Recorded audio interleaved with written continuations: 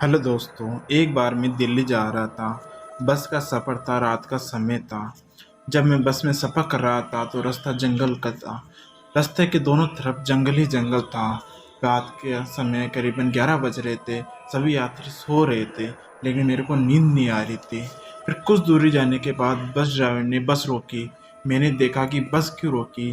जब मैंने आगे जाके देखा तो एक औरत जो अपना मुंह ढके हुई थी, वो ड्राइवर को बोल रही थी। मेरा घर आगे है, मुझे आगे छोड़ देना। फिर बस कंडक्टर ने बोला चलो ठीक है बैठ जाओ।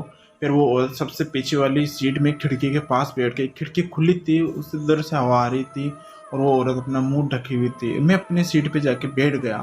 फिर कुछ दूरी चलने के बाद मेरे को अजीब सी आवाज़ आई, जैसे कोई पक्षियों की आवाज़ आ रही थी। मैंने पीछे मुड़ के देखा तो सब कुछ ठीक था। फिर मैं वापस अपनी सीट पे बैठ गया। फिर मेरे को उसमें बस में अजीब सा लग रहा था। फिर कुछ दूरी चलने के बाद उस औरत ने पीछे से आवाज़ लगाई। बस रोक दो। फिर ड्राइवर ने बस रोक दी। जब वो औरत उठ के बस ड्राइवर के पास गई तो बस ड्राइवर ने पूछा कि यहाँ पर तो जंगल ही जंगल है, आपका घर तो दिख नहीं रहा, आप यहाँ क्यों उतर रही हो। इस जंगल में ही मेरा घर है। उसके बाद वो औरत बस से उतर के जा रही थी, तभी मेरी नज़र उनके हाथों में पड़ गई। उनके हाथ जैसे खून में भरे हुए थे।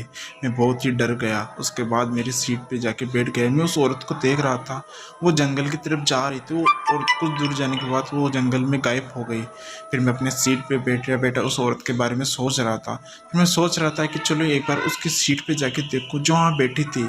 तो मैंने जब वहाँ जाके देखा तो मेरी आंखें फटी की फटी रह गई, कि वहाँ पे पक्षियों के मरे हुए थे, पक्षी मरे हुए थे। फिर मैं समझ गया ये एक डायन थी जो पक्षियों को पकड़ के खा रही थी। उसके बाद मैं अपनी सीट पे जाके बैठ गया और मैं उस औरत के बारे में सोचते सोचते दिल्ली पहुंच गया। उसके बाद मैं अपने घर चला गया। दोस्तों, ये एक सच्ची घटना है जो मेरे साथ घटी है, मेरी आंखों से देखा है मैंने।